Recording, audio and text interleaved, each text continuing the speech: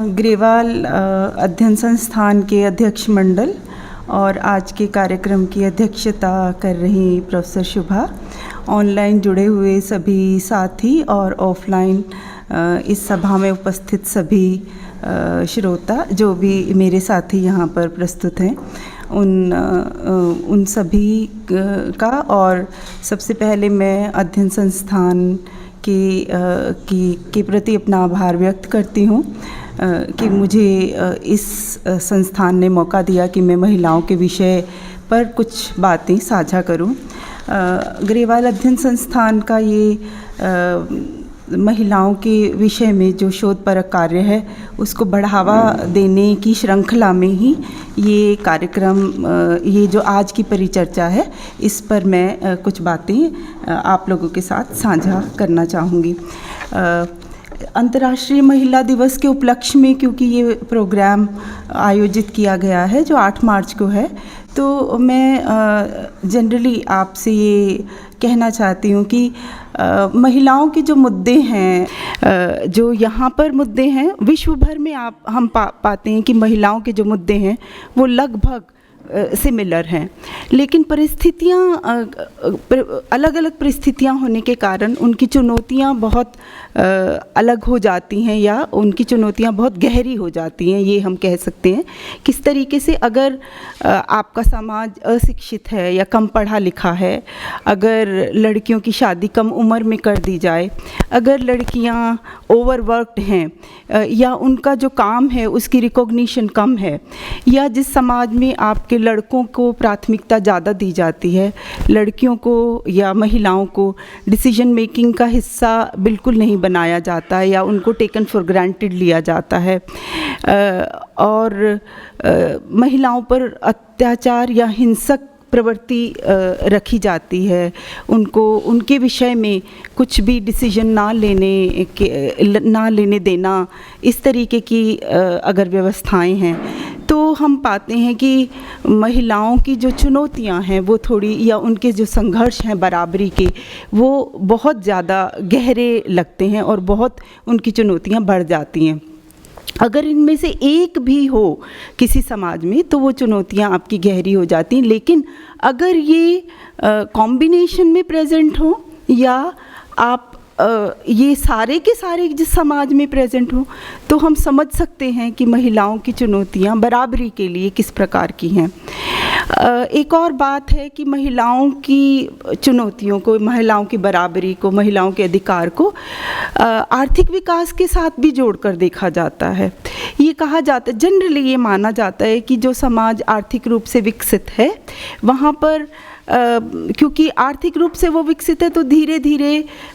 विकास के साथ, आर्थिक विकास के साथ ये सारी चीज़ें अपने आप स्वतः ही ख़त्म हो जाएंगी। यानी कि जब विकास होगा, आर्थिक विकास, तो महिलाएं भी शिक्षित हो जाएंगी और बाकी और जो विकास के पैमाने हैं वो सारे महिलाओं की लाइफ में भी परिलक्षित होंगे। यानी कि वो सारी चीज़ें अपने आप उनको संभाल लिया जाएगा, they will be taken care of kind of thing, कि अपने आप वो जो आपके बुराइयां हैं समाज की, वो आर्थिक विकास के साथ साथ कम हो जाएंगी या ख़त्म हो जाएंगी। लेकिन ऐसा भी देखने में नहीं आता। जो विकास है, आर्थिक विकास, अपने आप में ना तो गरीबी को ख़त्म करता, आर्थिक विकास न अपने आप में असमानता को, जो समाज में व्याप्त असमानता है, उसको ख़त्म करता, और महिलाओं के लिए तो के लिए भी यही बात आप देख सकते हैं कि आर्थिक विकास अपने आप में महिलाओं की स्थिति में सुधार नहीं लाता। कैसे? इसके एग्जाम्पल हमारे ही देश में मिलते हैं। अगर ऐसा होता तो हरियाणा का जो आर्थिक विकास है उसके हिसाब से हरियाणा की सारी महिलाएं पढ़ी लिखी होती, अपने आप अपना डिसीजन कर रही होती, लेकिन आप देखते हैं कि हरियाणा में इस तरीके की सिचुएशन नहीं है। जबकि केरल में आप देखते हैं कि आर्थिक विकास के पैमाने पर वो हरियाणा के जितना उन्नत नहीं है आर्थिक विकास में, लेकिन आप देखते हैं कि बहुत सारे जो सामाजिक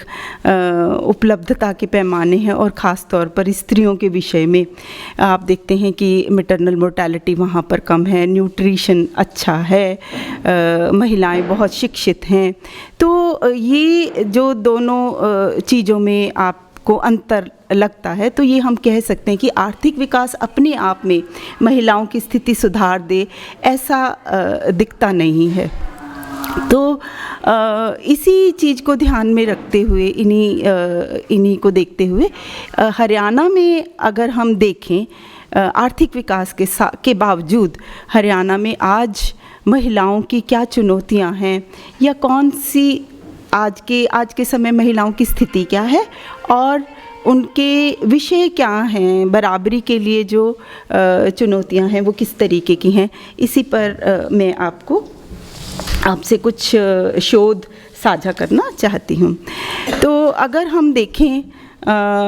ये बात तो नहीं है कि ये नहीं कहा जा सकता कि हरियाणा में विकास नहीं हुआ, हरियाणा में विकास हुआ है।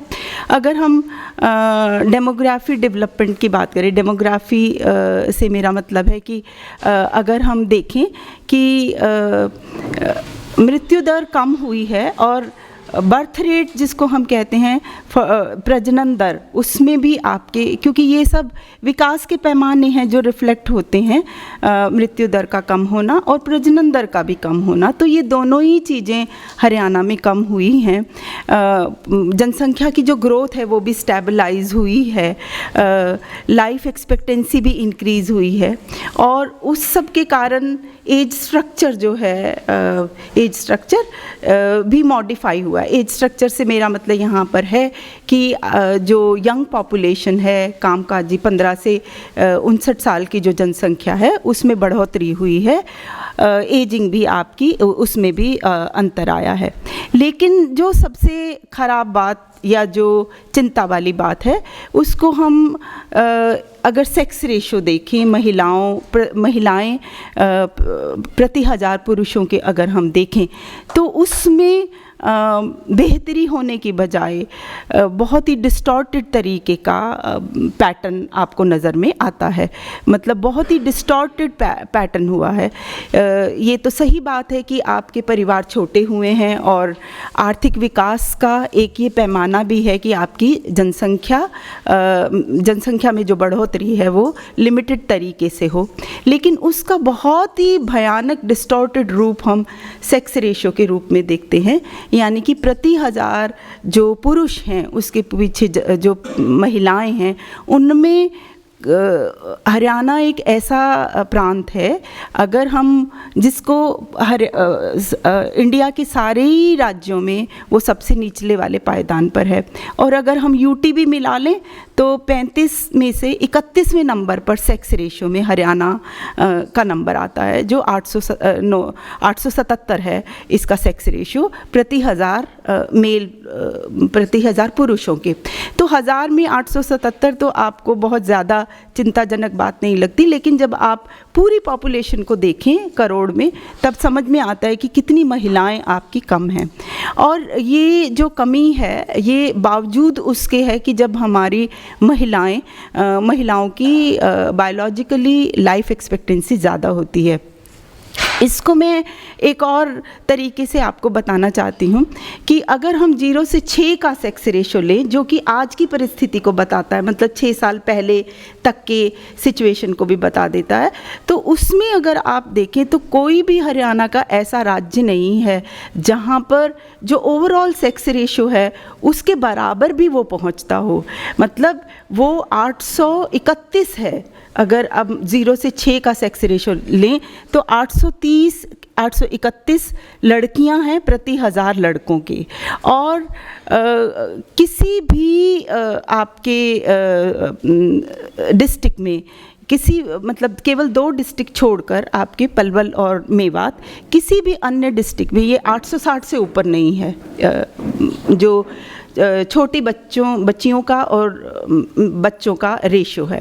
और वहाँ पर भी क्यों है, पलवल और मेवात में भी, क्योंकि वहाँ पर अभी हमारा जो परिवारों की संख्या का जो साइज़ है वो अभी बड़ा है, जो फैमिली का साइज़ है। अगर वहाँ भी फैमिली का साइज़ छोटा हो रहा है, लेकिन इतना छोटा नहीं है जितना बाकी और डिस्ट्रिक्ट्स में देखने को मिलता है। वहाँ पर भी आपका डिस्टॉर्टेड हो रहा है, लेकिन क्योंकि जब जनसंख्या में 4 बच्चे या 3 बच्चे पैदा हो रहे हैं तो उसमें से एक लड़की भी पैदा हो रही है। लेकिन जहाँ पर भी हम जनसंख्या को कंट्रोल कर रहे हैं, हम उसमें बली लड़की की ही दे रहे हैं। मतलब हम नहीं चाहते कि अगर एक बच्चा है तो वो बच्चा हमारा लड़का ही होना चाहिए, और अगर 2 भी हैं तो NFHS का सर्वे भी हमें ये दिखाता है कि 2 बच्चों में भी 50% से ज़्यादा लोग ये चाहते हैं कि या तो दोनों लड़के ही हो जाएं, और 30% के आसपास ही लोग इस बात की हामी भरते हैं कि एक लड़की भी हो जाए उसमें से, लेकिन अगर 2 लड़के हो जाएं तो बहुत ही अच्छी बात है। तो ये जो एक बात है जो मैंने बताया आपको, सेक्स रेशो, ये सेक्स रेशो आपका जो कम है वो समाज में जो हमारी महिलाओं की स्थिति है उसको रिफ्लेक्ट करता है। ये मतलब ये जो प्रॉब्लम है वो कहीं और है। ये बुखार जो सिम्टम है ये केवल एक सिम्टम है, ये सिम्टम की जो मूल कारण है वो कहीं और है। तो ये मूल कारण क्या है आपका, बेसिकली और ये अक्रॉस द डिस्ट्रिक्ट्स है, ये मैंने आपको बात बताई, ये नहीं है कि एक डिस्ट्रिक्ट में है। और जो मैं आपको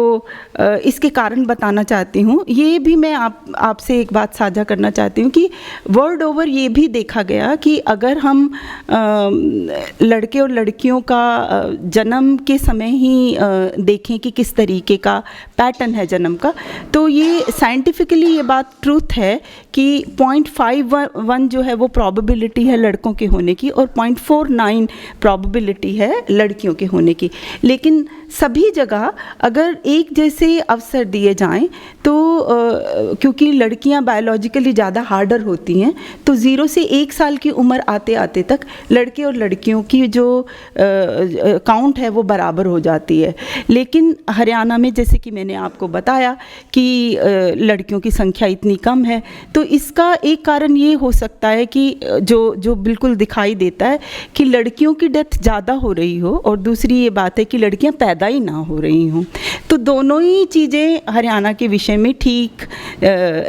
दिखती हैं आंकड़ों के हिसाब से भी, कि अगर हम देखें 0 से 4 की एज ग्रुप में अगर हम एज वाइज मृत्यु देखें तो हम पाते हैं कि ज़्यादा लड़कियां लड़कों के बजाय लड़कियों की डेथ ज़्यादा है। और दूसरी बात, लड़कियां पैदा ही कम हो रही हैं। वो तो मैंने अभी आपको बताया कि जैसे जैसे हम अपने परिवार को संकुचित कर रहे हैं, हम उसमें बली लड़की की ही दे रहे हैं। हम चाहते हैं कि केवल लड़का ही पैदा हो। तो ये मैं आपको बता रही थी कि इसके कारण क्या हो सकते हैं। कारण जनरली जो हमें लिटरेचर बताता है कि 3 कारण हो सकते हैं कि पॉवर्टी बढ़ जाए और लड़कियों के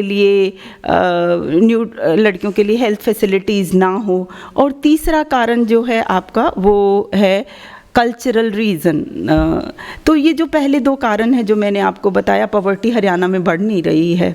न्यूट्रिशन भी या हेल्थ केयर फैसिलिटीज़ को भी अगर आप देखें तो इस तरीके का देखने में नहीं आता कि एक्सेस नहीं होगी हेल्थ केयर फैसिलिटीज़ को। ये बात सही है कि लड़कियों के लिए थोड़ा हेल्थ केयर फैसिलिटीज़ और लड़कों के लिए उसमें थोड़ा भेदभाव किया जाता है। लेकिन जो तीसरा कारण है, जो कल्चरल रीज़न जिसको हम कह सकते हैं, या पेट्रियार्की से संबंधित जो जिसमें ये मानसिकता है या ये जो हमारी सोच है जिसमें हम लड़कों को ज़्यादा करके आंकते हैं, लड़कों को वैल्यू ज़्यादा करते हैं और लड़कियों के हर एक चीज़ को हम कमतर आंकते हैं, और जिस तरीके के हमारे समाज में जेंडर रिलेशंस हैं वो कारण ज़्यादातर हावी होता नज़र आता है। एक पेट्रियार्कल इंडेक्स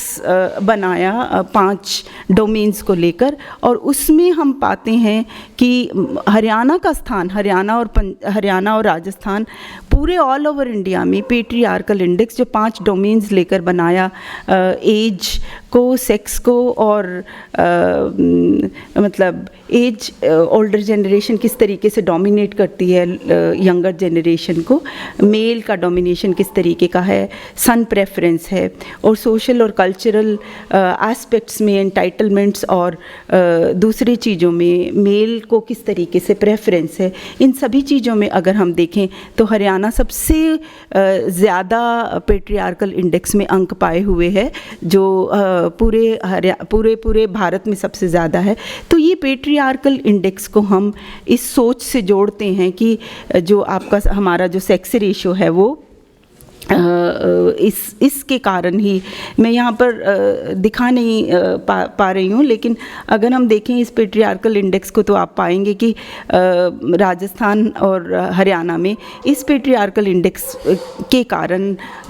हमारा जो रेशो है वो इतना डिस्टॉर्टेड है। बेसिकली पेट्रियार्कल सिस्टम एक ऐसा सिस्टम होता है जिसमें सारी चीज़ों में मेल को ज़्यादा पावर्स हैं डिसाइड करने में, या पॉलिटिकल लीडरशिप में, या मॉरल अथॉरिटी में, या जो भी हमारे सामाजिक प्रिविलेजेस हैं उन सभी में हम मेल को ज़्यादा प्रेफरेंस देते हैं। इस तरीके का एक हमारा जो सोशल सिस्टम या पावर रिलेशंस जो मेन और विमेन के बीच में होते हैं। तो और ये जो पेट्रियार्कल इंडेक्स है इसका रूरल एरिया में ये पेट्रियार्कल इंडेक्स और ज़्यादा उभर कर सामने आता है। अगर हम लैंड होल्डिंग साइज़ के साथ भी देखें तो जो जिनके पास में 5 एकड़ से ज़्यादा की लैंड है, जो लैंड ओनिंग कम्युनिटीज़ हैं, उनमें पेट्रियार्कल इंडेक्स और ज़्यादा स्ट्रॉन्ग है। और इसी तरीके से कास्ट के हिसाब से भी अगर हम देखें तो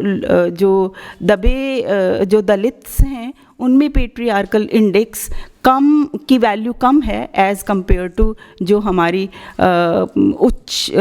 जो हमारी अपर कास्ट हैं या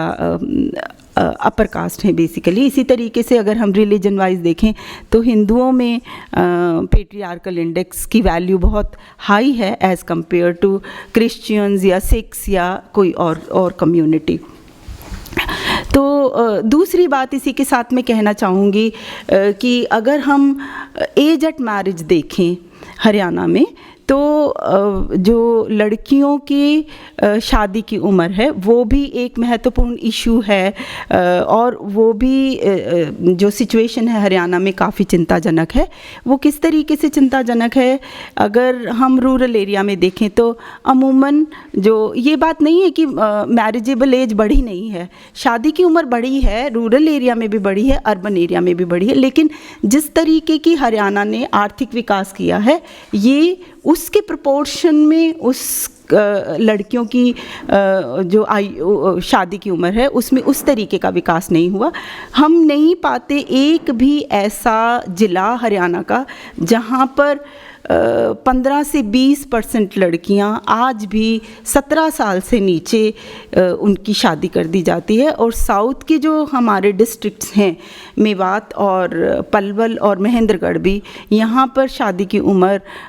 आप अभी भी देखेंगे, जो नया आपका डेटा है NFHS 5 का, उसके हिसाब से आज भी 25% लड़कियां, मेवात में इससे भी ज़्यादा है, जो 18 साल से कम उम्र में शादी कर दी जाती है। तो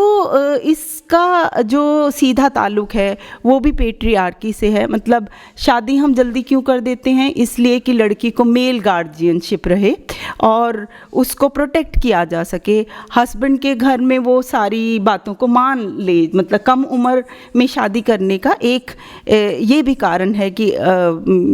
कारण होता है, जो पेट्रियार्की जो रिलेशंस हैं हमारे मेन विमेन के, उसमें ये एक बड़ा रोल प्ले करता है। एक बात मैं और आपको कहना चाहूँगी कि बेसिकली सारी सोसाइटीज़ में वर्ल्ड ओवर जो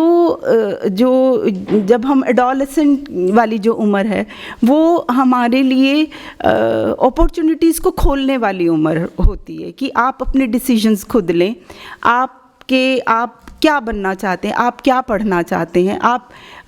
आपके विकास की वो उम्र है एडोलेसेंट। लेकिन हमारे यहाँ पर, हमारी सोसाइटी में और ख़ास तौर पे हरियाणा में हम देखते हैं कि ये वाली उम्र उसके ग्रोथ को ख़त्म करने वाली उम्र है। मतलब जब आप उसकी जल्दी शादी कर देते हैं तो ऑब्वियसली आप उसको स्कूल से विड्रॉ कर रहे हैं, स्कूल वो और ज़्यादा वो स्कूल में नहीं जा रही है, उसके ऊपर भार है पूरे परिवार का क्योंकि शादी उसकी हो गई है। और केवल परिवार का ही भार नहीं है, उसकी अपनी हेल्थ भी कॉम्प्रोमाइज़ हो रही है क्योंकि शादी के बाद में जिस तरीके के रिप्रोडक्टिव प्रॉब्लम्स उसको कम उम्र में होने वाले हैं हेल्थ से रिलेटेड, तो ये सारी चीज़ें आपके एक इशू बनते हैं हरियाणा की सोसाइटी में जब हम एक बड़ा प्रतिशत 20% लड़कियों को 18 साल से कम की उम्र में ही हम उनकी शादी कर देते हैं। तो बेसिकली ये उसके ग्रोथ को डिनायल करने का प्रोसेस है, उसको अपॉर्चुनिटीज़ बिल्कुल से वंचित कर देने का एक पूरा प्रोग्राम है जो भी बहुत ही चिंताजनक है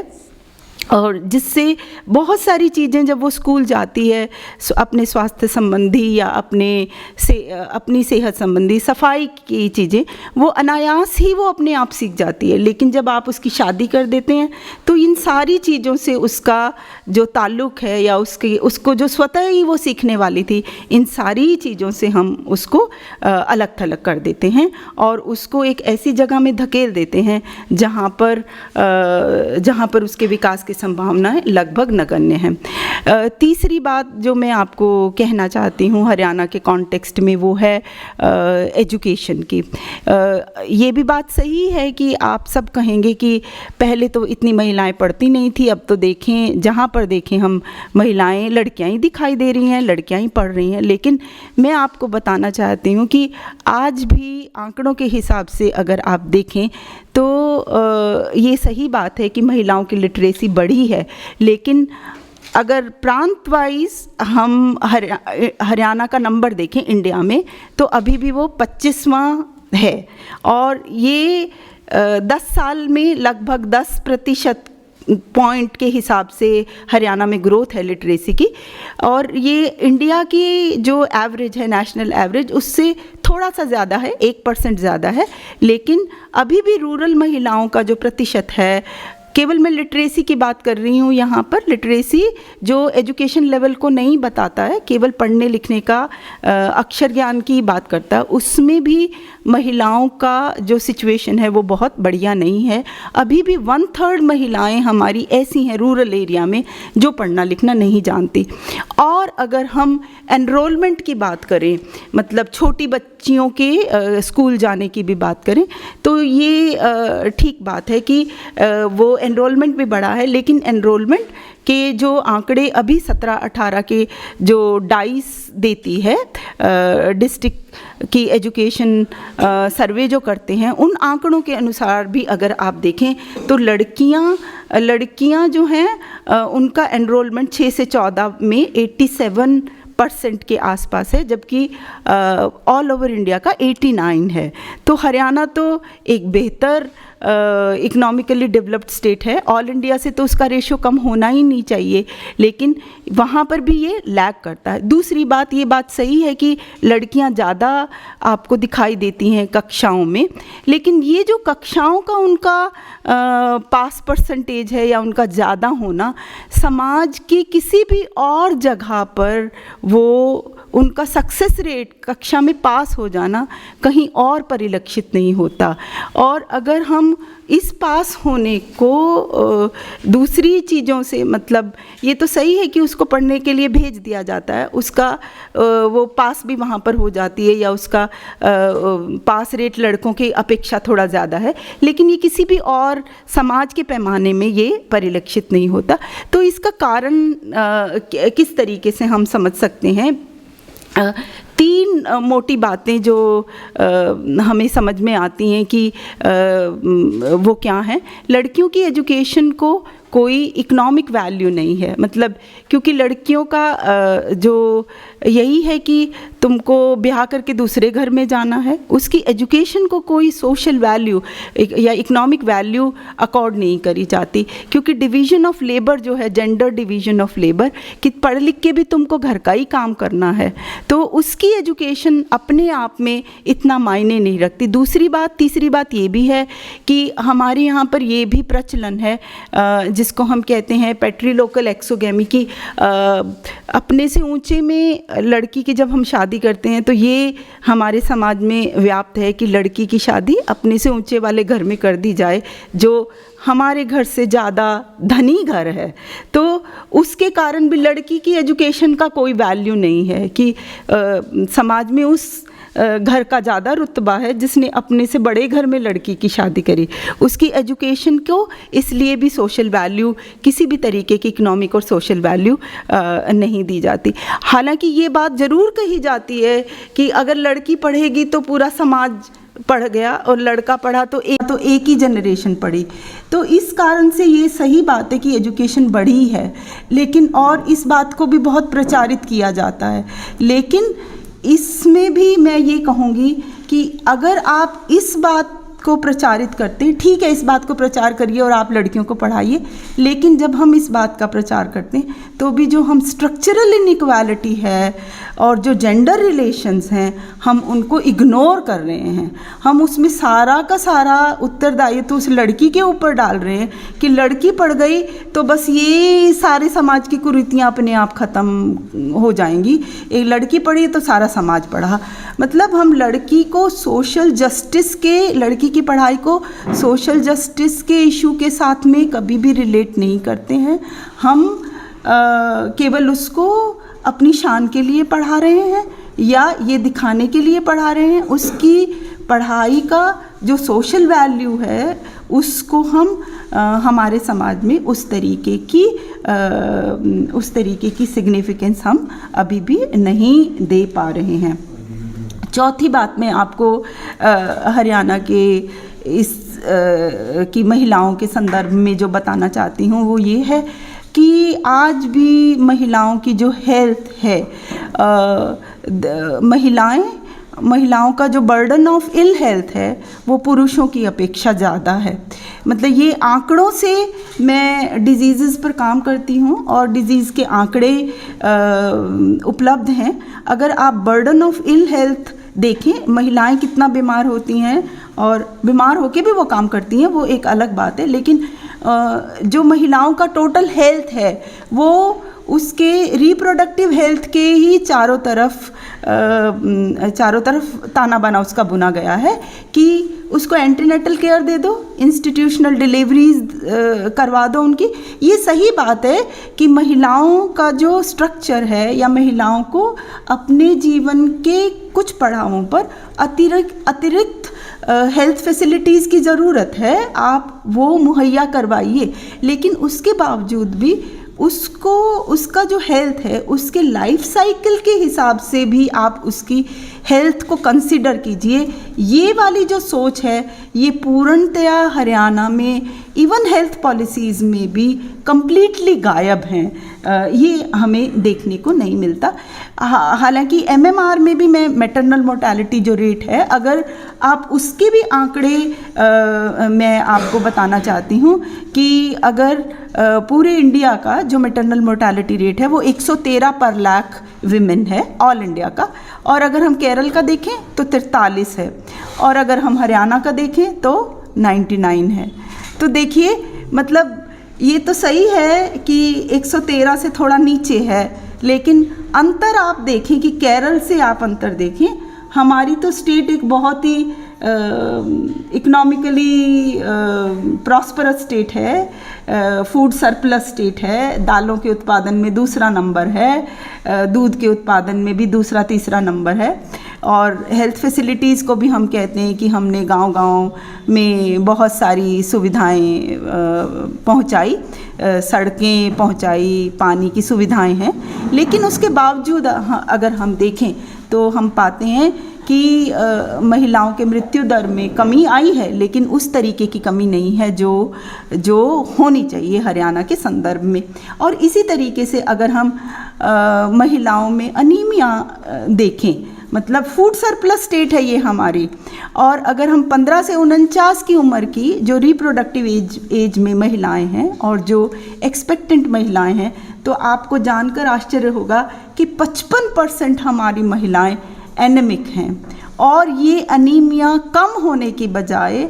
इसमें कोई कमी नहीं आ रही। अगर मैं आपको 2015-16 और 2019-20 का आंकड़ा दूं, जो नेशनल फैमिली हेल्थ सर्वे जो सर्वे करवाता है पूरा ऑल ओवर इंडिया सारी स्टेट्स का, तो उसमें इंक्रीज़ हुआ है। इंक्रीज़ मार्जिनली है हालांकि, लेकिन ये इंक्रीज़ अपने आप में एक बड़ी बात कहता है महिलाओं की स्थिति के बारे में। वो 55% था तो 56% हो गया। और अगर हम सारी लड़कियों को ले लें, मतलब मैरिड और अनमैरिड सारी लड़कियों को ले लें, तो भी स्थिति काफ़ी भयावह है। 62% टोटल महिलाएं, लड़कियां और महिलाएं ऐसी हैं जो एनेमिक हैं।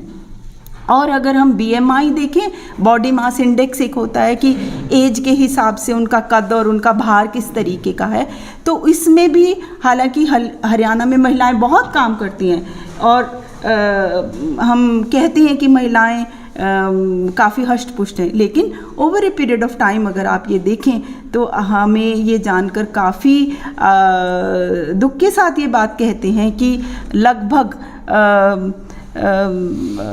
20% महिलाएं ऐसी हैं जिनका BMI इंडेक्स जो है वो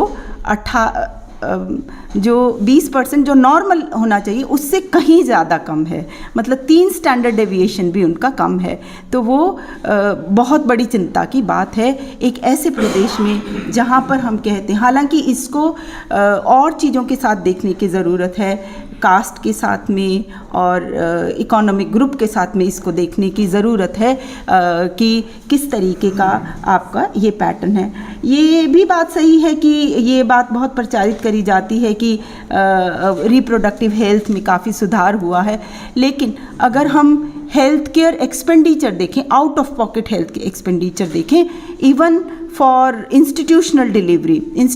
डिलीवरी बड़ी है, कोई डाउट नहीं है इसमें। अगर 60% महिलाएं पहले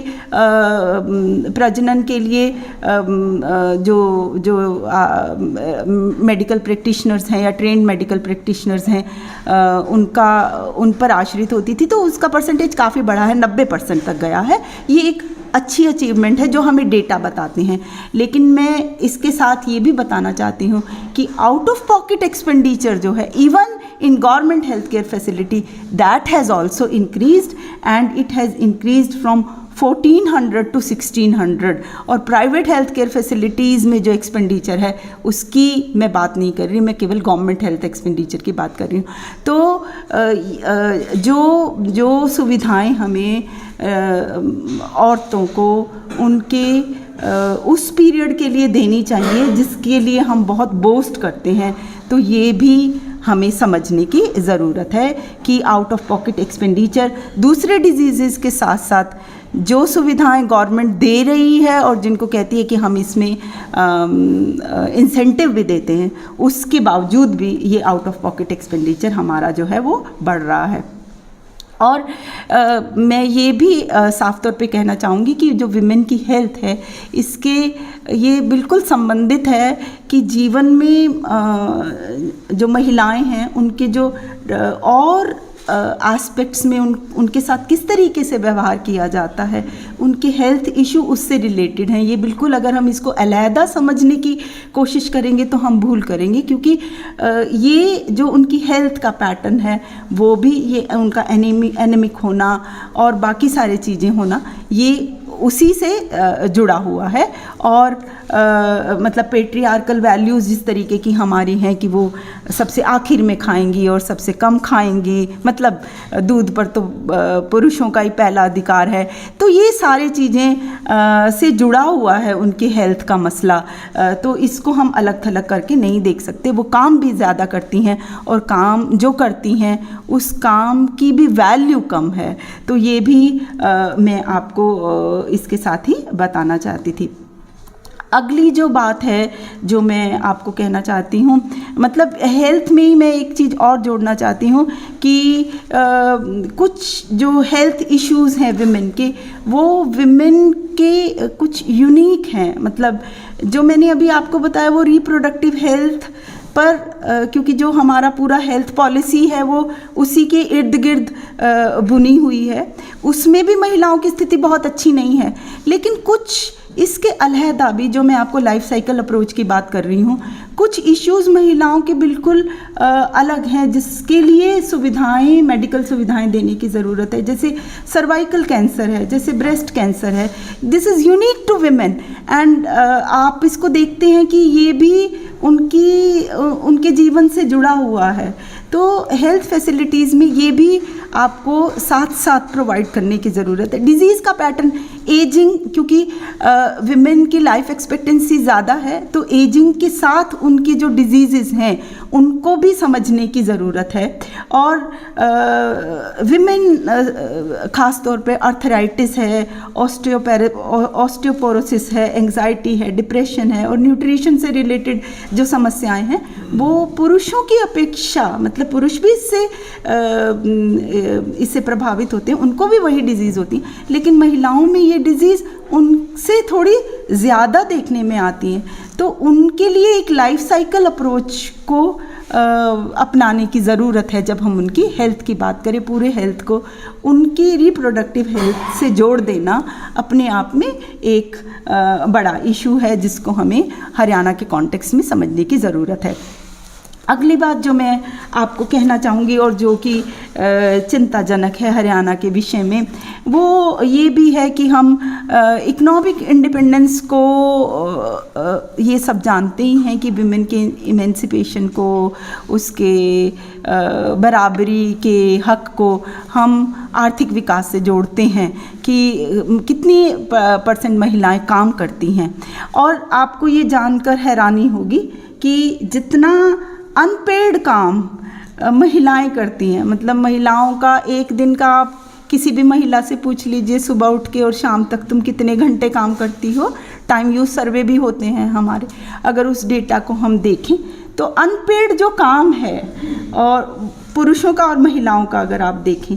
तो वो बहुत ज़्यादा है। और हरियाणा के कॉन्टेक्स्ट में तो और भी ज़्यादा। मेरे पास एक टेबल है जो यहाँ तो मैं नहीं आपको बता सकती, दिखा नहीं सकती, लेकिन मैं आपको बता सकती हूँ कि अगर आप आंकड़े देखें तो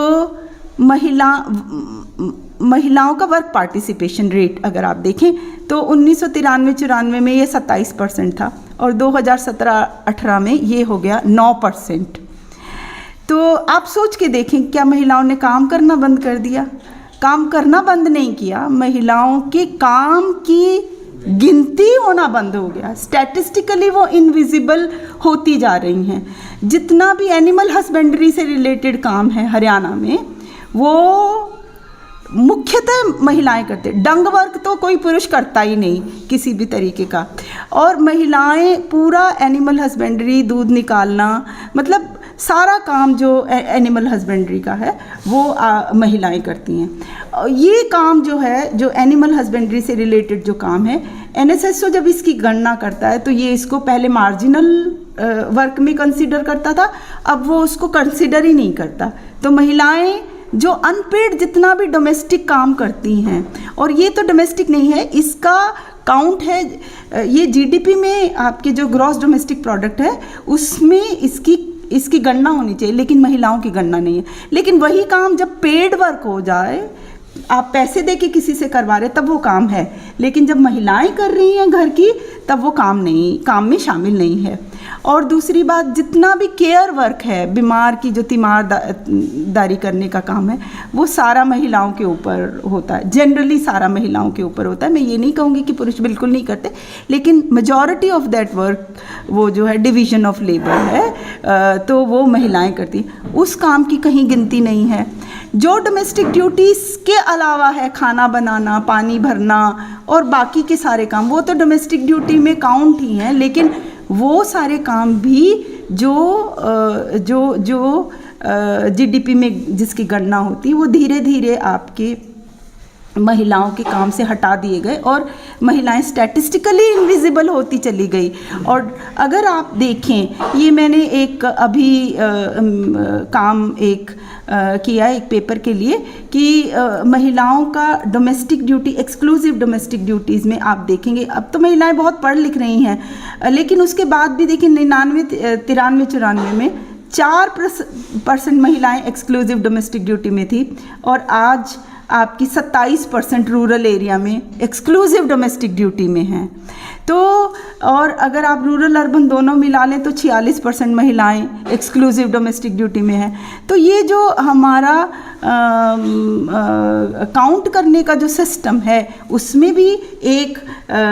बेसिक प्रॉब्लम है, लेकिन इसके साथ साथ महिलाओं का कि जो अपॉर्चुनिटीज़ है काम के लिए वो भी घटी हैं, ये बात भी समझने वाली है। और ये तो हम सभी जानते हैं, अभी किसान मूवमेंट में भी ये बात बहुत सामने आई कि जो महिला खेतीहर हैं, जो महिला कल्टीवेटर्स हैं, they are no longer considered as किसानी, उनको नहीं समझी जाती है, उनको बहुत इग्नोर किया जाता है उस चीज़ में। तो ये भी एक बड़ा इशू है। और महिलाएं, ये भी देखने में आया कि जो महिलाएं मजदूर थी, एग्रीकल्चरल लेबरर, उसमें बढ़ोतरी हुई है। तो हम ये भी पाते हैं कि पॉवर्टी जो है वो समय के साथ में फेमिनाइज्ड हो रही है और उनका वर्क पार्टिसिपेशन रेट कई कारणों से बढ़ा है। और इसके साथ में ये भी देखने में आया कि एम्प्लॉयबिलिटी और वर्क अपॉर्चुनिटीज़ उनके लिए भी उसी तरीके से घटी हैं जिस तरीके से पुरुष के लिए घटी हैं, लेकिन महिलाएं इसका जो दंड है वो और ज़्यादा भुगतती हैं, क्योंकि इनफॉर्मल सेक्टर में काम करती हैं। तो ये भी एक हरियाणा के कॉन्टेक्स्ट में बड़ा मुद्दा है जिसको हमें समझने की ज़रूरत है। इसके अलावा दो और मुद्दे जिनकी तरफ मैं आपका ध्यान आकर्षित करना चाहूँगी, उनमें से एक है वायलेंस अगेंस्ट वीमेन। वायलेंस जो है विमेन के प्रति जो हिंसक होना, ये बेसिकली जिस तरीके की हमारे समाज में जेंडर रिलेशंस हैं और जो पेट्रियार्की का जो नोशन है जिसमें पुरुष डोमिनेट करते हैं, वो अपनी पावर को दिखाने के लिए, मतलब वायलेंस जो है बेसिकली उसका रिज़ल्ट है एक तरीके से। और आपको ये जानकर पूरा आश्चर्य होगा या नहीं भी होगा, ये तो सही बात है कि हमारे समाज में वायलेंस को बहुत सोशल सैंक्शन है। मतलब कोई आप पंचायत नहीं देखोगे ऐसी कि भाई ये आदमी ने अपनी बीवी को पीटा, इस बात पे कोई गांव की पंचायत हो रही हो। मतलब कंप्लीट सोशल सैंक्शन है इस पे कि एक आध थप्पड़ तो मार ही देना चाहिए, कोई बात ही नहीं है। मतलब अगर उसने खाना ठीक से नहीं परोसा या उसने ये काम तरीका मतलब नहीं करा, तो ये तो थप्पड़ खाने का में कोई बुराई नहीं है। मतलब अगर आप वो पेट्रियार्की बिल्कुल इतने अजब तरीके से काम करती है, डेंजरसली, कि अगर आप महिलाओं से भी पूछ लोगे ना तो वो कहेगी कोई बात नहीं, अगर मैंने ही नहीं परोसा था, वो मार दिया तो कोई खास बड़ी बात नहीं है। मतलब आप वो पेट्रियार्की जो हमारे समाज में इस तरीके से उसका मतलब सोशलाइजेशन इस तरीके से होता है कि वो जो स्टीरियोटाइप जेंडर रोल्स हैं ना हमारे, कि अगर इसकी परफॉर्मेंस ना होने से और वायलेंस को जिस तरीके से जस्टिफाई किया जाता है, वो एक बहुत ही भयावह चीज़ है जो हमारे समाज में हर स्टेज पर हमें देखने को मिलती है। और मैं आपको बता दूं, अगर मैंने ये क्राइम अगेंस्ट वीमेन का एक रेट निकाला जो गवर्नमेंट ही आंकड़े देती है, हमने कहीं से नहीं इकट्ठे, जो गवर्नमेंट अपने रिलीज़ करती है, NCR भी जो आंकड़े रिलीज़ करती है, उसमें अगर आप देखें तो हरियाणा में 1991 से वो आंकड़े देती हैं और अभी देते हैं। और 2019-20 तक का भी अगर आप देखें तो इसमें ऑल इंडिया से हरियाणा का जो रेट है वायलेंस अगेंस्ट वुमेन, उसमें बहुत शार्प इंक्रीज़ है। केवल एक साल था 2013-14 वो निर्भया के कारण, जिसमें आंकड़ों में ज़रा सा किंक है नीचे, अदरवाइज़ अगर आप उसकी कर्व देख लें तो वो इंडिया की भी बढ़ रही है, लेकिन हरियाणा की तो बिल्कुल स्टीप राइज है उसमें, अगर आप देखें वायलेंस अगेंस्ट वुमेन। और अगर आप मतलब ये हरियाणा का, अगर ऑल इंडिया का 56.5 है पर लाख वुमेन, तो हरियाणा का 94.7 है। और ये केवल रिकॉर्डेड मामले हैं, जिसमें से मैं कहती हूँ कि this is just the tip of the iceberg. मतलब बहुत सारा जो वायलेंस है वो तो रिकॉर्ड ही नहीं होता, ये बिल्कुल एक्सट्रीम केस का वायलेंस है जो रिकॉर्ड होता है। उस रिकॉर्डिंग में भी आप देखेंगे कि हरियाणा का जो आंकड़ा है वो बहुत शार्प तरीके से बढ़ रहा है। अगर वो उसमें कॉम्पोजिशन ऑफ क्राइम अगर आप देख लें कि किस किस तरीके का क्राइम होता है, तो आपको ये जानकर हैरानी होगी कि जो क्रूएलिटी बाय हस्बैंड्स और रिलेटिव्स हैं, डोमेस्टिक वायलेंस, वो टोटल जो वायलेंस है उसका 40% जो है वो डोमेस्टिक वायलेंस है। मतलब साथ रहते हुए जिस तरीके के, मतलब इसमें मैं केवल फिजिकल वायलेंस की बात कर रही हूँ, मेंटल वायलेंस और जो वो अलग तरीके के जो इमोशनल वायलेंस है वो छोड़ दीजिए। मतलब वायलेंस बहुत तरीके का है, लेकिन ये केवल फिजिकल वायलेंस जो रिपोर्ट करवाया जाता है वो आपके टोटल वायलेंस का 40% जो है वो, मतलब इतने छोटी छोटी बातों पर भी हो जाता है कि पानी नहीं दिया तो भी प्लेट तो फेंकी और थप्पड़ भी लगा। मतलब all kinds of atrocities are there for that. और बाकी जो और तरीके के वायलेंस है, किडनैपिंग है, अबडक्शन है, insult to modesty of women है, मतलब ईव टीजिंग के केसेस हैं, और रेप्स हैं, ये इन सबों में बढ़ोतरी है। डावरी डेथ्स में थोड़ा सा डिक्लाइन है पिछले कुछ सालों से, लेकिन बाकी और मतलब वो स्टैगनेंट हो गई है बेसिकली। लेकिन बाकी और सारे तरीके के क्राइम्स में हरियाणा में अगर आप देखेंगे तो उसमें बहुत ही शार्प इंक्रीज़ है। और सबसे ख़तरनाक बात ये है कि ये अगर आप डिस्ट्रिक्ट वाइज उसका डेटा ले लें तो कोई भी डिस्ट्रिक्ट ऐसा नहीं है जहाँ पर ये रेट कम हो। और कोई भी अक्रॉस सोशल ग्रुप्स ले लें आप, तो सबसे ख़तरनाक बात यही है कि सारे सोशल ग्रुप्स में, सारे कास्ट ग्रुप में, अक्रॉस डिस्ट्रिक्ट्स ये आपका पैटर्न देखने को मिलता है, जो बहुत ही भयावह है। मतलब ये एक बहुत बड़ा मुद्दा है जिसकी तरफ हमें ध्यान देना चाहिए। इसी तरीके से हमने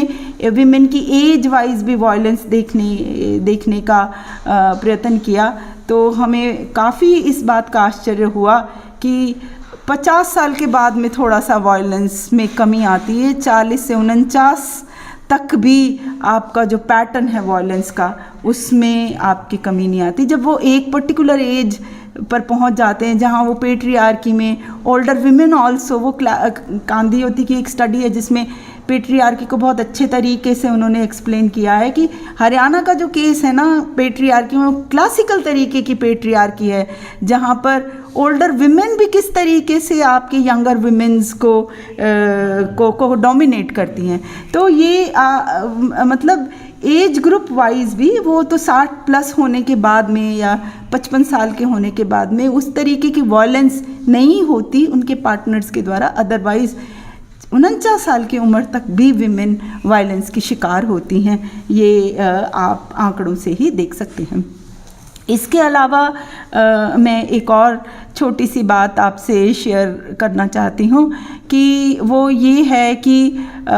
मतलब ये तो मैंने आपको बताया ही कि पेट्रियार्की जो है वो जेंडर रोल एटीट्यूड्स में किस तरीके से डेंजरसली काम करती है। और NFHS के आंकड़े भी मैंने आपको बताए कि जब पुरुषों से और महिलाओं दोनों से ही पूछा गया इस बारे में, वायलेंस के बारे में, तो 36% विमेन ने ये एक्सेप्ट करा, मतलब कि जस्टिफाइड है वायलेंस। तो ये जो एटीट्यूड है इसको बहुत तरीके से चेंज करने की ज़रूरत है। एक और बात जो मैं इसके साथ ही कहना चाहती हूँ वो ये है कल्चरल एस्पेक्ट्स में ही कि जब अगर हम बेसिक फैसिलिटीज़ की भी बात करें, बेसिक फैसिलिटीज़ में टॉयलेट फैसिलिटीज़ की बात करें, क्योंकि इस सब का भी जो बर्न है वो विमेन सबसे ज़्यादा बेयर करती है। तो आज भी हालांकि जो ये आपका शौचालय स्कीम के तहत अभी बहुत सारे टॉयलेट्स गाँव में बने हैं, लेकिन अभी जो नए आंकड़े 2018-19 के NSSO के आंकड़े को मैं देख रही थी, तो उसमें अभी भी लगभग 20% के आसपास हाउस होल्ड्स ऐसे हैं, गांव तो नहीं मगर हाउस होल्ड्स ऐसे हैं जिनमें अभी भी शौचालय की सुविधाएं उपलब्ध नहीं हैं हमारे रूरल एरियाज़ में। तो थोड़ा जब हम महिलाओं के प्रति इश्यूज़ की बात करते हैं, तो ये बेसिक फैसिलिटीज़ तक जब हम उनको प्रोवाइड नहीं करते, तो हमारी सेंसिटिविटी का लेवल देख लीजिए कि किस तरीके का है महिलाओं के लिए। जो बिल्कुल बेसिक सुविधाएं हैं, कहने को तो हरियाणा नंबर 1 हरियाणा, और हरियाणा में क्या नहीं, लेकिन जो बेसिक सुविधाएं हैं जिनके कारण आपका बहुत सारी चीज़ों में उनकी हेल्थ कॉम्प्रोमाइज़ होती है, उनकी डिग्निटी कॉम्प्रोमाइज़ होती है, तो वो सारी चीज़ों में भी हम देखते हैं कि इतने % घर आपके शौचालय से विहीन हैं, जो भी महिलाओं के विषय में एक बड़ी बात कहते हैं। तो मैं आपको बिल्कुल सीधे शब्दों में एक थंब स्केच के रूप में बताना चाहती हूँ। जो मैं ये NFHS के आंकड़े देखती थी, तो ये मेरे ध्यान में आया कि मुझे ऐसे लगा कि if I am born in Kerala, तो मेरी सिचुएशन क्या होगी। अगर मैं केरल में लड़की बन के पैदा हो जाऊं, तो ये पक्की बात है कि मैं 12वीं तक तो ज़रूर पढ़ूंगी, और मतलब मुझे स्कूल 12वीं तक मैं पढ़ूंगी पक्का, और 25 साल से पहले मेरी शादी नहीं होगी, और जो मेरे बच्चे होने वाले होंगे, मतलब जब भी मैं एक्सपेक्टेंट मदर होंगी, तो एंटीनेटल केयर मेरी बहुत अच्छे से होगी, मेरी जो इंस्टीट्यूशनल डिलीवरी भी होंगी, और 2 से ज़्यादा मुझे बच्चे भी नहीं होंगे, मेरे सारे बच्चे इम्यूनाइज भी होंगे, और मैं 80वां बर्थडे अपना देख पाऊँगी। ये बिल्कुल पक्की बात है। और ये भी बात सही है कि एम्प्लॉयमेंट के लिए मुझे स्ट्रगल करना पड़े। स्कूल टीचर बनने के हो सकता है मेरे चांस कम हो, क्योंकि वहाँ पर सरप्लस टीचर हैं, लेकिन एट द सेम टाइम अगर मैं स्किल्ड मेरी एजुकेशन है, तो मुझे घर से बाहर जाने में, मिडिल ईस्ट में भी नौकरी करने से कोई रोकेगा नहीं। मैं अपने घर से अपनी मर्ज़ी से बाहर जा पाऊँगी। और अगर मैं यूपी या बिहार में पैदा हो गई, तो 10 में से 9 चांस ऐसे हैं कि मैं पैदा ही ना हूँ। मतलब मेरे सर्वाइवल के चांस जो हैं वो 9 आउट ऑफ 10 हैं कि मैं 1 साल की उम्र तक पहुंच पाऊं, और 5 साल की उम्र तक पहुंचने के चांस उससे भी कम हैं। और ये कोई ज़रूरी नहीं है कि मैं स्कूल में मेरा दाखिला हो जाए, और ये बिल्कुल पक्की बात है कि मुझे, अगर मैं वहाँ पैदा हुई हूँ, तो मुझे अपनी माँ के साथ जो घर के काम हैं उनमें ज़रूरी काम करना है। और ये भी पक्की बात है कि 18 साल से पहले मेरी शादी हो जाएगी, और ये भी पक्की बात है कि I will have multiple pregnancies, और ये भी पक्की बात है कि मेरे सारे बच्चे बचेंगे नहीं, मतलब चाइल्ड सर्वाइवल और भी कम होगा। और अगर मुझे कोई डिज़ीज़ हो जाती है, तो कोई पक्का नहीं है कि मैं हेल्थ केयर फैसिलिटीज़ तक पहुंच पाऊँ, मेरी एक्सेस हो। और मैं हमेशा डरी रहूँगी वायलेंस और मॉलेस्टेशन से, और कोई पक्का नहीं है कि मैं अपना 60वां जन्मदिन देख पाऊँ। ये मेरी सिचुएशन होगी अगर मैं यूपी बिहार में पैदा हुई। और अगर मैं हरियाणा में पैदा हुई हूँ, तो मैंने उसकी सिचुएशन आपके सामने बहुत अच्छे से रख दी है। तो मुझे ये दिखाई देता है कि विमेन के जो इश्यूज़ हैं हरियाणा में विमेन की जो पोजीशन है वो बहुत ही डिस्कम्फर्ट लेवल पर है। उसको मतलब इतना आसानी से आप पचा नहीं सकते, मतलब बहुत डिस्कम्फर्ट होता है जब भी महिलाओं के बारे में आप थोड़ा भी ध्यान से सोचेंगे। छोटी उम्र में या अलग अलग एज ग्रुप में जो उनकी डेथ रेट है वो चिंताजनक है। उनका हेल्थ का, हाइजीन का, सैनिटेशन का, वायलेंस का और डिग्निटी ऑफ वर्क का जो इशू है वो भी आपका बहुत चिंताजनक है। बेसिक अमेनिटीज़ नहीं हैं। पेट्रियार्की बहुत ही डेंजरस तरीके से काम करती है जो उसको डिग्निफाइड तरीके से जीने के अवसर कम प्रदान करती है और हर एक सिचुएशन में सन की प्रेफरेंस ज़्यादा है और इसी एटीट्यूड को चेंज करने की ज़रूरत है। यहीं पे ये सब कहते हुए मैं अपनी बात को ख़त्म करती हूँ। Thank you.